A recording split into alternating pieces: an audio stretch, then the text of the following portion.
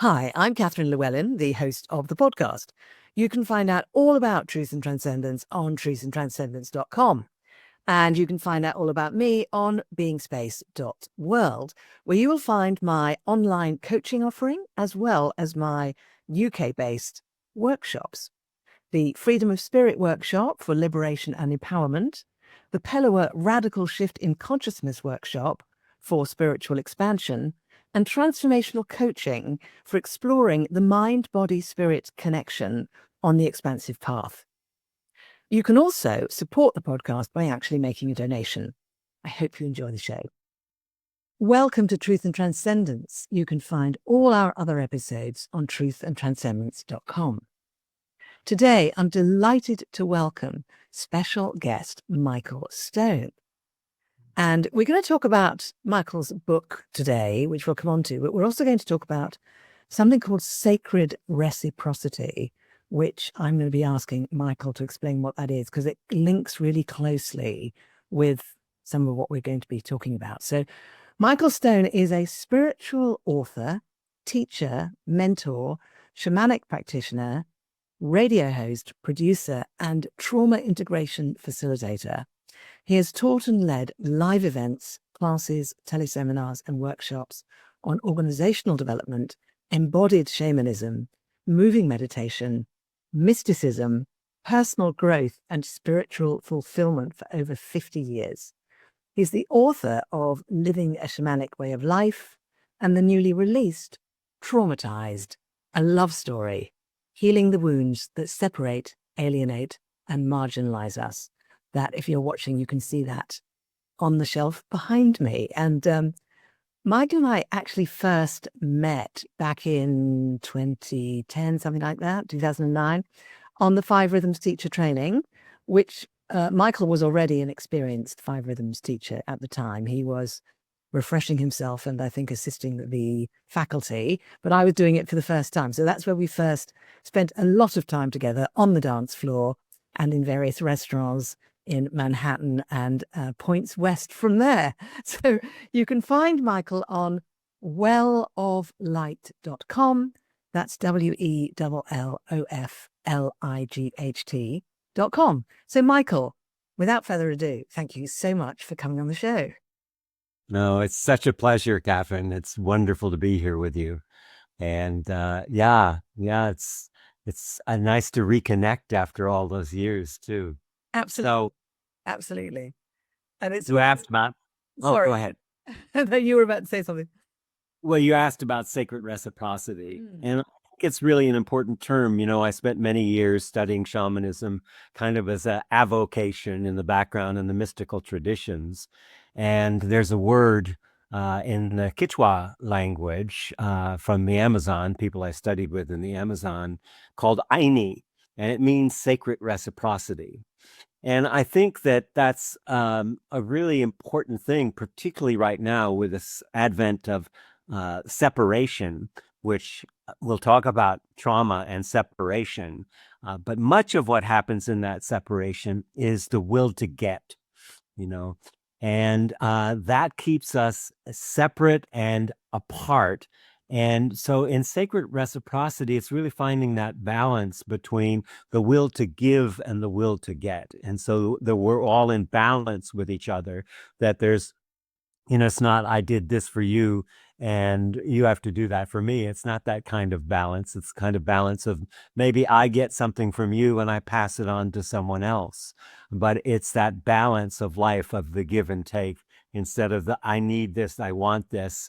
And that's a trauma symptom, really, because the first sense of two key things about trauma, which is kind of my field these days, is first, a symptom is a sense of separation, a separate self. And that actually feeds the second one, which is a sense of scarcity, not just money, but not enough time, not enough people who think like me. All of these are symptoms of trauma. And we can get into talking more about trauma, but that's where it came from. So the two really came together. And of course, I was the host of the Trauma Wisdom Summit for the Shift Network for 8 years. And did a lot of work with wonderful shamanic teachers and practitioners around the world. So that's where that comes from. Thank you. Amazing. That's interesting. And of course, you say this in the book about trauma having certain effects on us, and that there are certain very common effects from trauma. And that one about separation. So when you say it creates separation or the separate self, you're not talking about getting in touch with the fact that you are an individual human being, are you? You're talking about feeling cut off from the whole, I think. Yeah. Well, there's a lot more to it. Let's first let's talk about what trauma is, because that makes it clearer. So first of all, trauma is the most misdiagnosed, misunderstood, understood sense of suffering, source of suffering. Sorry, I have a bite. I have a tongue sore, so I'm a little tongue twisted this morning. So excuse me. So it is an enormous source of suffering, and when you really look at what trauma is, it's an amazing intelligence that's been evolving for hundreds of thousands of years, that in an overwhelming situation, it allows us to shut down, fragments a part of our essence, our soul, and it gets lodged in the body as tension or as numbness. And so this is an intelligence. This is not something to get rid of, or something, a pathology or something wrong. This is something that's protecting us in an overwhelming situation. Unfortunately, of course, when that fragmentation happens, if there's not a structure to heal that trauma, like many indigenous communities throughout time, someone has a trauma, whether it's mental, physical, emotional trauma, the whole tribe gets together and sits with them until they realize I'm okay, I'm loved, I make a difference, I'm a person. So that's one part of it.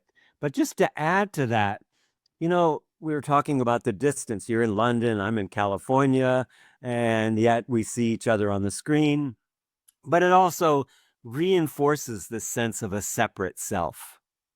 But actually, in a much more real way, you, Catherine, are showing up over here in my nervous system, and I'm showing up in your nervous system. And in terms of being able to know you, it's completely dependent on my capacity to know myself. So to be able to feel my own feelings and sensations and thoughts with awareness and presence, I and to know you, I have to go to my own nervous system, and I go, oh, it's safe to be with her. She's looking in my eyes. She's here with me. I can relax. And so that's one of the things with working with trauma, which I'm sure we'll get more into, but that so important in this particular time right now that we're in, to soften and to slow down and to listen to our inner world. I did a whole chapter on the impact of AI and social media in my book, and how it's escalating these traumas that we carry. So that's a little bit about this sense of separate self. There is no such thing as a separate self. We're all in relationship to each other. And the problem is trauma creates a false sense of separation. I'm separate from myself, my own body. You know that from the work we do with the 5 rhythms. It's, oh my God, I have a body, and there's sensations and movement, and it changes things. So, but we're also separate from each other, and we're separate from nature. And so we've kind of got this like all these lenses that we see the world through are all looking as if I'm an object in a world of objects. And really, the trauma work that I do is about subject-object transcendence, to transcend that false sense of separation and connect more deeply with you. Yeah. Amazing. A couple of things there really sort of reminded me of a couple of memories of my own. I had a situation where I was married, and then after a long period of difficulty, we then broke up. And after the final conversation, I had to travel home. And I remember distinctly walking into the house and experiencing that the walls of the house were laughing at me, and not in a nice way, right? So that thing you said about the separation or being an object in a world of objects, it was like I was this object rattling around in this place that didn't feel like home. And it felt like the house was laughing at my Yeah. grief, Yeah. sadness, etc. And that was, in your terms, would that be a trauma response? Would that be a kind of response that was the result of the degree of the distress that I was experiencing? Yes, it would be a kind of trauma response.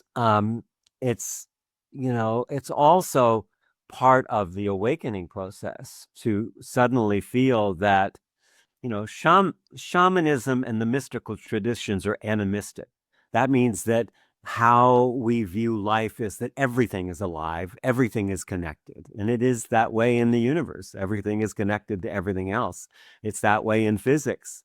It's only the human mind that has had a coup over the heart that allows us to have this sense of separation, because there's been, our heart is the ruler of our life, and the real brain that should be operating, but the intellect and the cognition has taken over and suppressed that natural knowing, the inner GPS, which you could call the soul.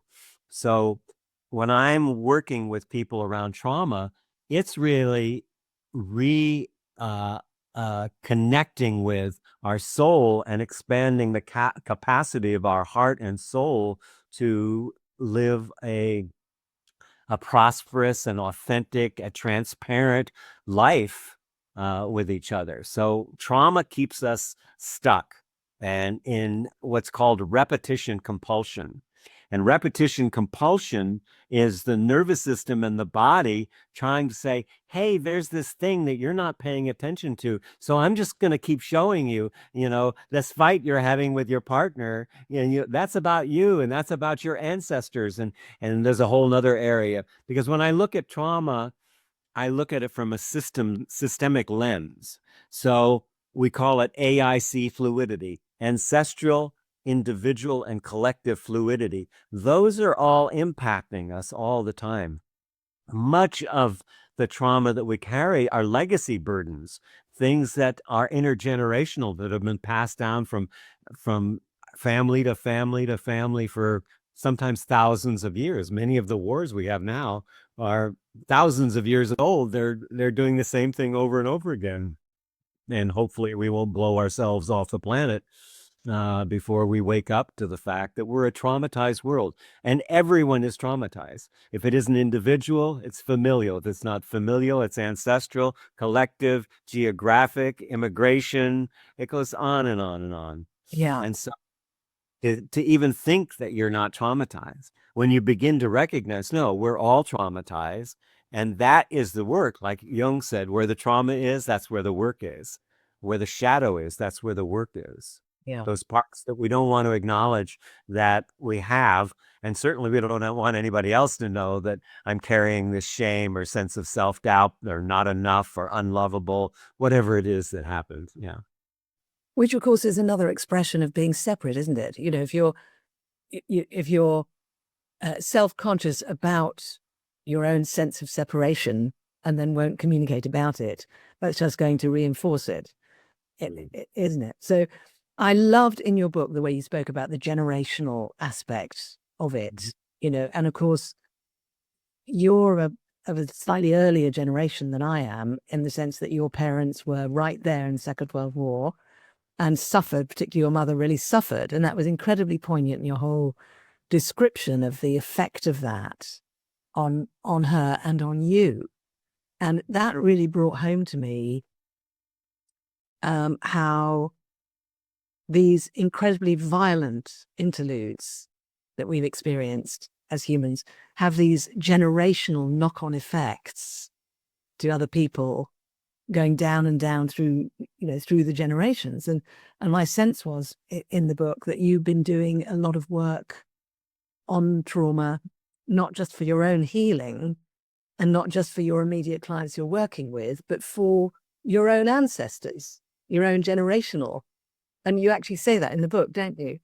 Yes, absolutely. It's really important to recognize this and to understand. There's a soap opera on Netflix called Another Self. It actually shows you how trauma gets passed down. But let's say that somebody is in World War I and they go into a building that they're supposed to be an enemy, and they shoot and they kill everybody in there, and they found out it's a family, and they're filled with remorse and shame. They carry that home. They can't talk about it, but that shame is in the family system now. So now the children and the future children keeps getting passed on, this sense of shame that wasn't even anything I did. It came from my great great grandfather, probably. And so when and our ancestors are dead, they don't have a body. So you can't do the healing if you don't have a body. So we're the ones that have to break away and do the healing and say, this stops with us. And there's, techniques that we work with in healing. But when you heal that part of yourself that you've been carrying, that contract with the past, with your great grandfather, whoever it is, that legacy burden that you're carrying, when you heal that and say, okay, I'm carrying this, great grandfather, this is yours, and I respect you for the life you've given me. I honor you for that, and I'm no longer willing to carry this. This is yours, and it's not mine. And when we do that through ritual and other ways, then it just all the way back through the generations, it heals. It's no longer something that's going to get passed on to the next generation. So this is really important. Is generational trauma is super important to pay attention to. Yeah. So you're stopping the buck at that point. That's exactly, the buck stops here. And I'm honoring at the same time, I'm bowing down to my ancestors, and I'm honoring them in a sense and saying, that was yours. I'm no longer going to carry that. I'm breaking this contract that I have. Yeah. Something really strikes me in the way that you speak about trauma is there's nothing shameful about it in the way that you talk about it, which is really interesting. Because I think a lot of people, if they're in a conversation, if someone says, "Have you had any traumas?" No, how dare you ask me that question? It's almost like it's offensive or shameful to think one has had trauma. Could you say something a bit more about that particular dynamic? Well, again, that goes back to the lens of something's wrong, something's broken, I can't do that sense of separation. But yeah, I'm a trauma poster child. Both my parents were in were not only World War II, but at the bombing of Pearl Harbor. They were right in the middle of it. My father was a fighter pilot. I've had many large traumas. 2.5, I found my mother hanging. That was a huge thing that shaped my life. Then and later, I found my dog hanging as kind of a reoccurrence of that. And then my father was totally absent with his war wounds. So I moved around a lot. I didn't have any grounding. I was really a brat, actually, trying to get attention. And then just as things kind of settled down and I was starting to come out of some of that, my wife was murdered, and I was a suspect. And even though the police knew who it was, the person got off in the trial. And I spent 42 years under suspicion, and a lot of gossip and slander and finger pointing. So I really was in the crucible of that. You don't have to go to that extreme to heal your trauma, really. But I am so grateful because what's been healed in me, I have no, I totally bow down to my parents and my ancestors, and I don't condone much of the behavior. That doesn't mean I say, oh, that was fine. But because in myself, I can see how that led up to me. And I very in the early 70s, I had this realization in a course I was taking. You mean I'm responsible for my own bloody life, you know? That was a huge awakening in San Francisco. I remember just walking down the streets and the lights all got brighter and everything. And I went, wait, life is not happening to me. Life is moving through me. And I need to allow it to move through me by healing this wounding. Trauma's not something to get rid of. You already got rid of it. You suppressed it when you had an overwhelming experience. You pushed it down. You're just getting rid of a part you've already abandoned. So it's not about getting rid of it. It's about allowing ourselves to feel what was too much to feel in that earlier time, to experience the emotional, the physical, and the mental turmoil and struggle and suffering of the time. You don't have to get back into the story. So trauma is really interesting. So there's the event. There's an event. Trauma, when we talk about trauma, we're not talking about the event. I was molested, I was beat up, whatever that was. We're not talking about that.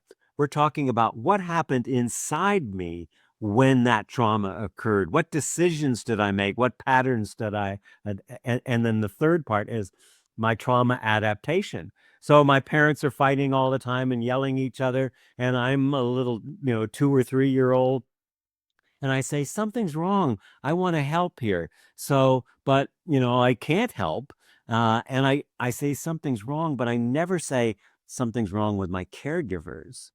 When I say something's wrong, there's mommy, me. There's no separation. There's something wrong with me.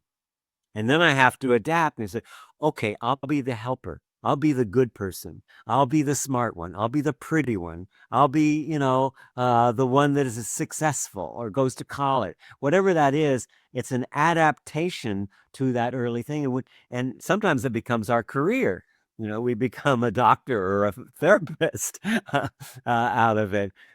But if you have to do that, if you can't do anything but be the helper, but be the doctor, then you're stuck in a very vicious cycle of self-abuse.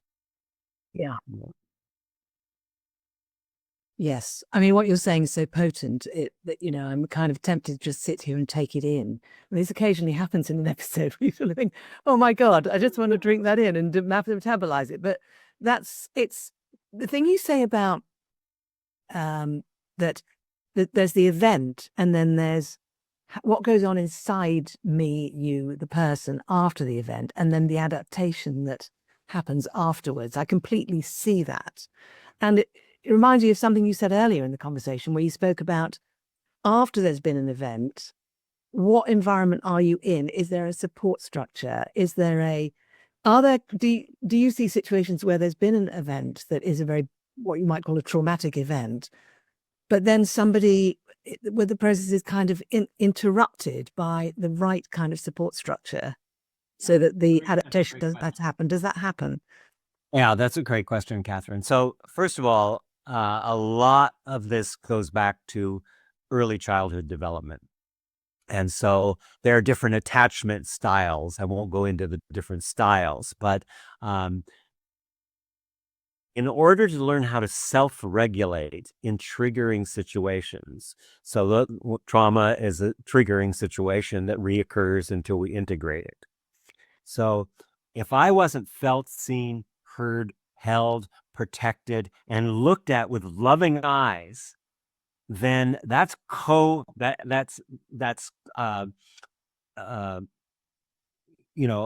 co-patterning, an ability that I learned by being seen. Now I can self-regulate, but I can only self-regulate if I got co-regulation in the first place. So now, if I didn't get that, then I'm going to have to learn that. And we were wounded in relationship. This is really important. We are wounded in relationships. The place to heal is not separate. It's in relationship. The therapist is okay, but most therapy, talk therapy particularly, will not touch trauma. I do trauma circles for a reason. 12 to 18 people come together with me, either online or, I love the live sessions. And then I can say, yeah, this happened to me and I was really scared and I felt like I was a loser. And then five people will say, I thought I was the only one that felt that way. And suddenly it's like, oh, it's okay to be that, you know? I'll give you an example of so as we develop, there's two things. There's curiosity, so a toddler goes out and, oh, look, there's the dog, and then the dog barks, ah, and runs back to safety, right? To safety. So curiosity, safety, that's how we evolve. That's how we grow. If you didn't have a safe space to come back to, you don't grow, you don't evolve, you don't develop. Think about a little child. I use this example a lot, but say the 2-year-old crawls away and the dog barks and comes running back and says, Daddy, Daddy, Daddy, I'm scared the dog's going to eat me. And Daddy says, oh, don't be silly. Everybody loves that dog. There's nothing to be afraid of, and walks off. Now, that, that happens all the time, right? That's a trauma event. Why is that a trauma event? Because an emotional request was met with a cognitive response. And the child says, but I am afraid, but I'm not supposed to be afraid. Again, something's wrong. Something's wrong with me. I have to adapt. Whereas if the child goes, and this is not either male or female, but goes crawling away and the dog barks, running back, Mommy, Mommy, I'm scared. I'm scared. The dog's going to eat me. And Mommy says, come here, sweetheart. Come here. Sit up here. You know what? I get scared sometimes too. And it's okay to be scared.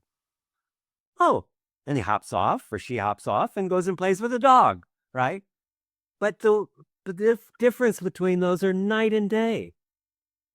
One is reinforcing my sense of individuation, not individualism, which is killing the world.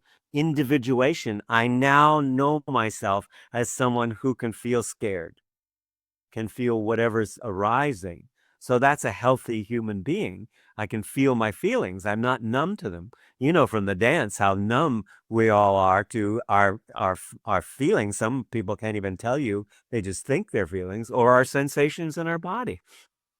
We have to get back to the body and to the emotions to integrate and do it in a safe, loving space. And that's what we do. Beautiful. That's a fantastic example, the child and the dog. I can absolutely identify with that experience of, because it's not reasonable to expect us to go through life and have nothing upsetting ever happen.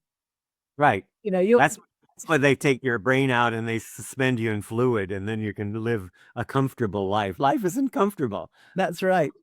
This is uncomfortable by nature. We were given that exact same thought form on the exegesis seminar, which was almost exactly the same as EST, which you did yours in the 70s and I did mine in the 70s. There's another thing we have in common, Michael, that we sat in a room doing this thing where first thing you find out is that you're responsible for all your nonsense and all the awful stuff that's happened. The huge awakening. I know a lot of, I worked in the corporate world for years. I know a lot of major CEOs that are traumatized 5-year-olds running companies. Yeah. Running countries. No comment there. Yeah, in big suits. Yeah. Yeah. No, you're right. And it strikes me as well that you've done all this work for decades now, and you've written this book. My God, what writing that book must have been like. And you mentioned before we started that you are doing or have done the audio for that. And so you've lived through all of it. You called yourself a trauma poster child. You've lived through, the perfect storm of, all these different traumatic experiences that you've had. And you've continued to participate with life. In the book, I thought, how on earth did he manage to then have this relationship and then go and do this job, then go and learn to do this?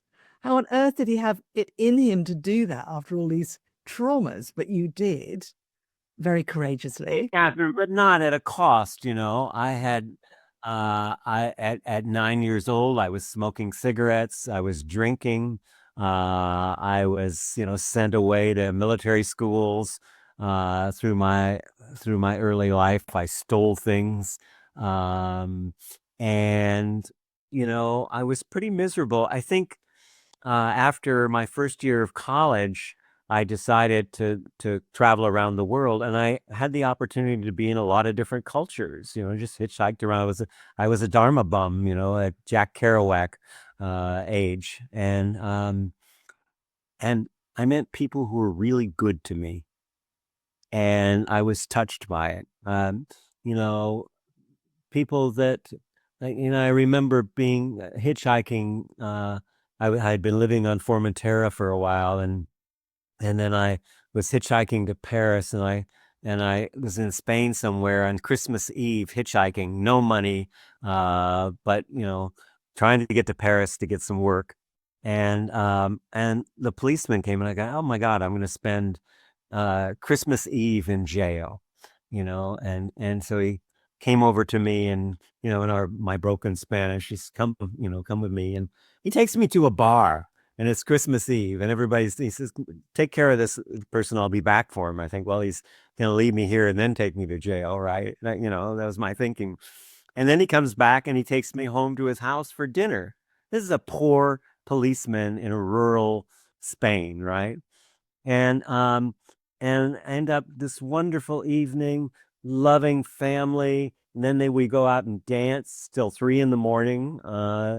And then, but what really was the clincher after the next day, and they had all this food for Christmas Eve. The mama gives me this basket, which I didn't open till later that night because the police set up a roadblock asking people how far they were going and got me a ride going into the town. He was stopping cars, and I opened the thing, and underneath the food that they sent, again, this is a really poor family, was 100 peseta note. you know, underneath it. That was a fair amount of money at that time, to have that. And I said, I am never going to refuse anyone a place to stay. And for years, my house was travelers came through, and I learned so much about giving, because I was in that place of needing to get, because I didn't get the love I needed. I was trying to get, I was looking through all different ways, money, business, sex, whatever, and then to see this generosity that is at the heart of being human. That's what, slowly got me to come out of it. And the more I engaged in working in support of community and transformational programs and studying the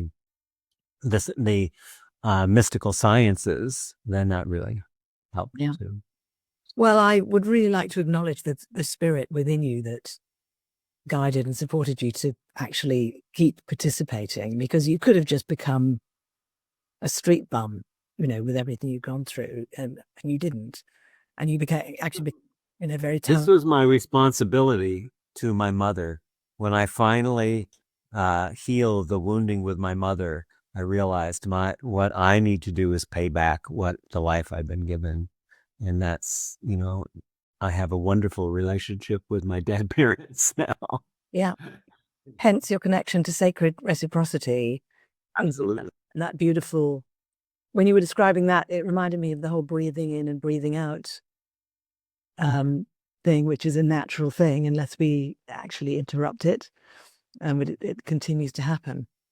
So what was it like for you creating this amazing book that you've written? Well, it's quite a story, actually, because here in California, the little town I lived in, um, an angry ex-partner who was an alcoholic and not very reputable, uh, and became more so, was telling these stories that I had killed my wife, I was a womanizer, and I molested my daughter. Just stories made up. And that was not someone who anybody had any credibility, but she told this to a very powerful person, the mayor of our town, actually, who I had dated. And suddenly she started dating me, and she started just broadcasting and blasting this out in meetings in towns. And it was really brutal. And I tried everything. I did shamanic work. I did all kinds of work I didn't see any. I don't particularly like lawyers, so I didn't want to sue, but I felt that would even make it worse. So I actually moved to Canada, and I was in Canada for 7 years and I'm a Canadian and American citizen. So had a beautiful time there, a great relationship. And then I got a call in Nelson, when I was in Nelson, from Officer Wilson saying, "We're reopening the case on your wife's murder." I said, after 40 years. And so I came back to the States, and my daughter and I went through quite a grueling, the whole trial over and over again. Over again. And seeing the picture, my wife was really brutally strangled and raped. Uh, and so I had to go through it all again. And as I was doing that, I started writing the book. So it was like, about 3 years of writing the book. And that was really hard, but it was also cathartic because I was putting it down. I was sitting with it. I was meditating on it. I was feeling into it. You read my book. It's raw and unfiltered. I just say it like it is. And that was my intention was, if I go through this and other people go through this and I'm able to come out the other side, if I tell my story, maybe it will help someone. And what people say about reading my book, the most often said thing is, "I thought I was reading a book about your trauma. And when I got done, I realized I was reading a book about my trauma." And that people say that so many times, it's become kind of a key phrase. But it's true. I think, when people see that if he can go through that, and I'm a white privileged male, I say this in the book, so I'm not in Gaza, I'm not in places in Haiti or other places where life is really hard. I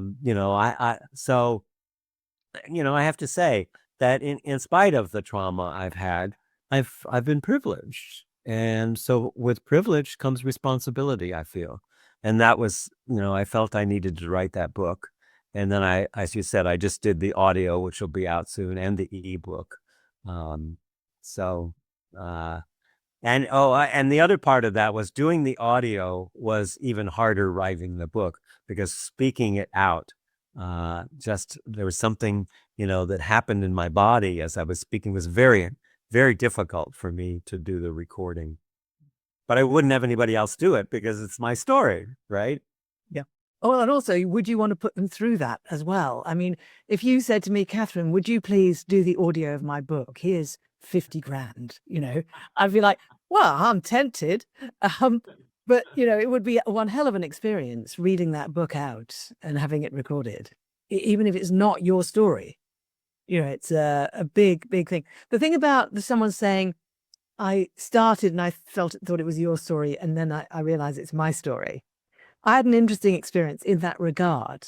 One of the things about it was I noticed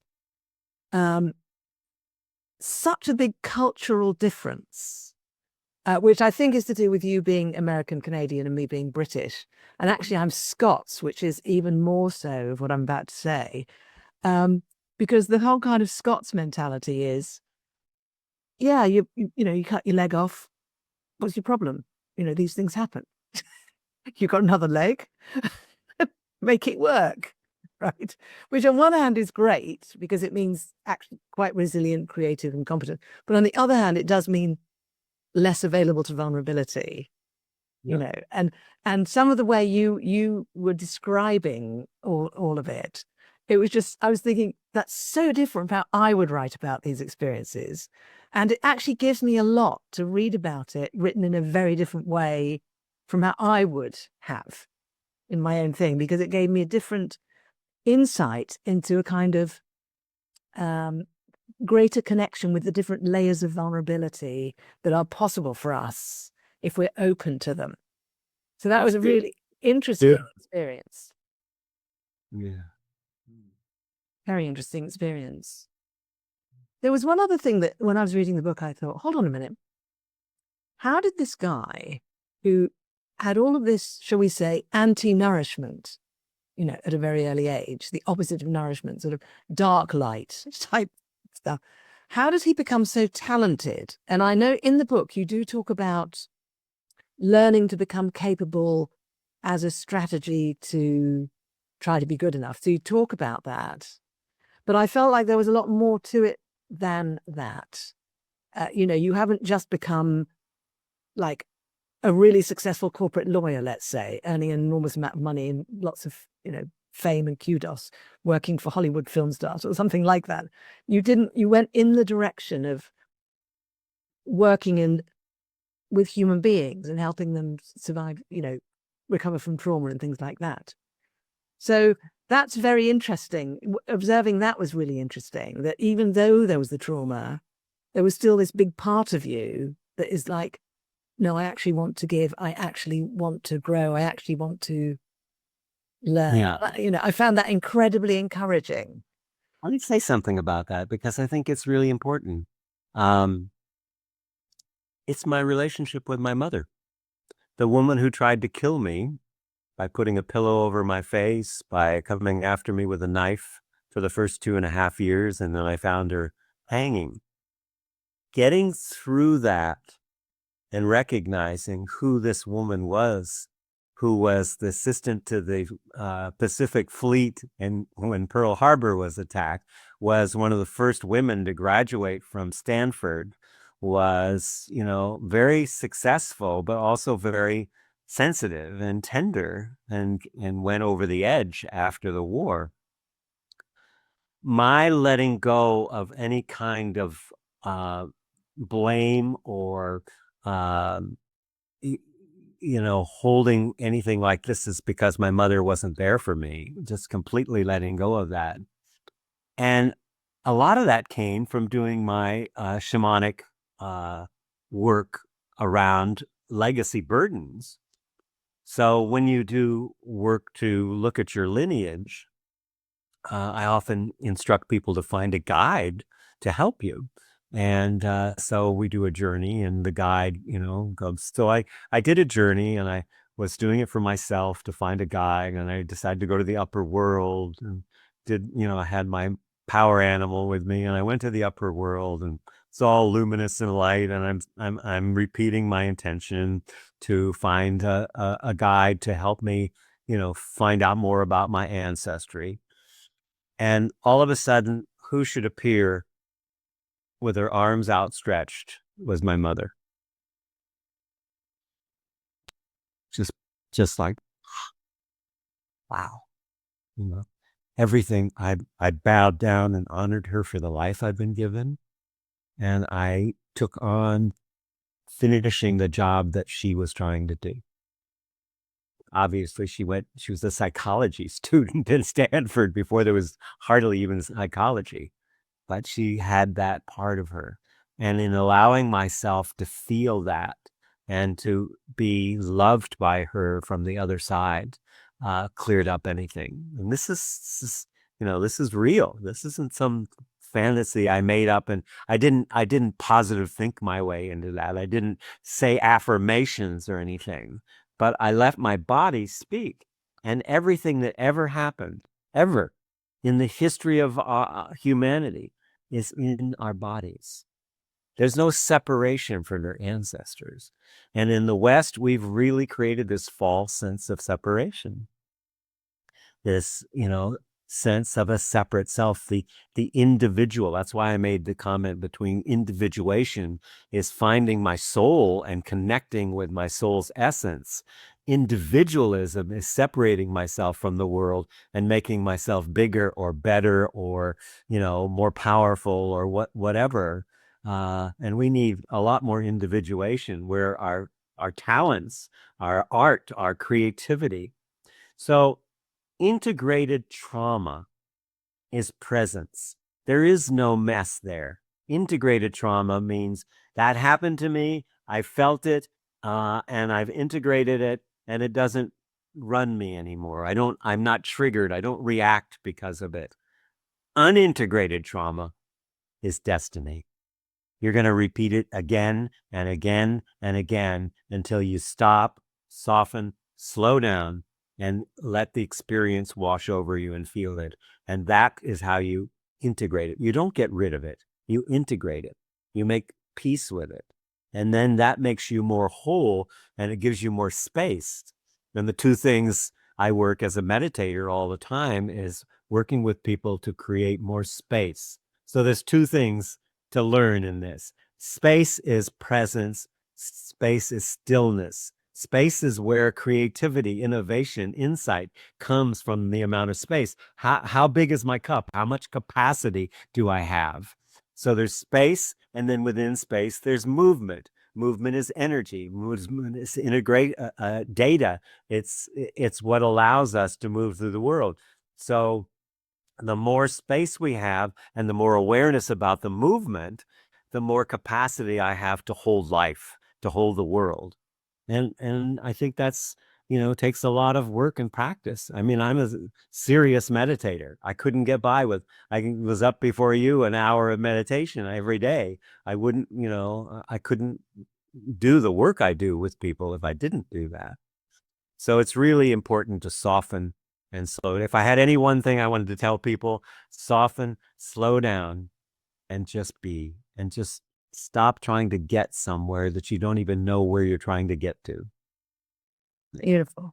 Well, I was actually going to come to asking you a question, which you've just answered, which is fantastic. Michael, honestly, I feel like I'm going to have you back on if you're willing, because there's so much richness here to talk about. And I would just like to give you a piece of positive feedback, if I had permission to do that. Oh, yes, of course. Which is the kind of depth and groundedness of empathy that you're embodying without being sloppy in any way is just so appealing and lovely. And I'm just going to say, excuse me, because I've got a cat that's walking in front of the Yeah, lovely.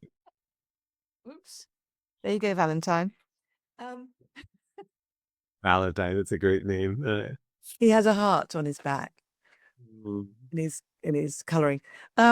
Yeah, so the empathy is just so lovely to witness and to be with. And the kind of gentle and firm clarity that you have around trauma and working with trauma is just so lovely and so encouraging. And I just want to thank you for that and really appreciate all this work you've done over all these decades. It's just really inspiring. So It's my privilege and honor to do that. Yeah. fantastic. So let me just move on to a couple of questions to sort of wind up the conversation. Sure. So we've talked about an awful lot today, and it's been absolutely beautiful. Has there been for you a favorite part of our conversation today? Well, my favorite part is how you hold space and how inviting and open you are to whatever I have to say. It's not filtered. And the fact that you read my book, so many people interview me and haven't read the book. Yeah, I'm just really grateful to be here with you. And I think we need more gratitude in the world. So to say a final thing, these traumas are not things to get rid of. They're things to be grateful for, because that's how we evolve our soul. That's how the soul evolves, is by meeting them, not suppressing and getting rid of them. So it tenderizes our soul. It does. Thank you so much. Well, it's been beautiful, beautiful being with you here today. Would you like to leave the listeners with some sort of... Oh, actually, before we do that, let's remind people again of the name of the book. Yeah. Could you just remind the listeners of the name of the book? Yeah, it's Traumatized, a Love Story, Healing the Wounds That Separate, Alienate, and Marginalize Us. It's available on Amazon. Please tell your bookstores to carry them wherever you are in the world. And let's have a movement of trauma integration, trauma awareness, and healing the wounds that separate us. Yeah. Yeah. And my website is Well of Light, WELLOFLIGHT.com. Michael at welloflight.com. Fantastic. Yeah, do read the book, everybody. It took me a couple of days to read the book. I had to keep reading it, actually, because I had to find out what happened next. It was one of those books. I thought, I can't leave in the middle of this experience I have to keep going. And the whole thing pulls together. And, it's not a sob story about trauma, and it's not a psychology textbook about trauma. It's a human story. And there's a bit of theory in there, and there are some exercises and structures in there. It's very well grounded and very, very heartful. And I think anyone could read it and get an awful lot from it. So I had to laugh. Our mutual friend Eliezer, he was, helping me edit the book, and he every day he'd say, "I had to tell Sherry, oh my God, look at what's happening now." And he kept saying that every time he read a chapter. He's a wonderful writer too. Yeah. Really. Well, of course, he's been on the show, and we've talked about his book as well. So everybody, if you want to find a good, set of books to read, just read Michael's book, read Eliezer's book, read some of the other books of my other guests. They're all fantastic. I don't know why I seem to draw in these amazing authors and amazing human beings. So I feel very blessed and grateful for that. I know why. It's your big heart. Thank you. Well, before we turn into a completely embarrassing love fest, or maybe it's too late already, Michael Stone, thank you so much for coming on the show. It's been an absolute joy. For me too. Thank you. Thank you. And everybody watching and listening, thank you so much. And thank you for spreading the word about the show, because like Michael's book, the show is here to be helpful and a gift, and it comes from a place of love. Have a great week. I'll see you next time. I hope you enjoyed this week's episode. It really helps if you give a thumbs up, a 5-star rating, a review, and share with your friends. If you're looking for transformational coaching or an intensive transformational weekend workshop experience, I can help with that. You can actually help the show by making a donation. Until next time, take care.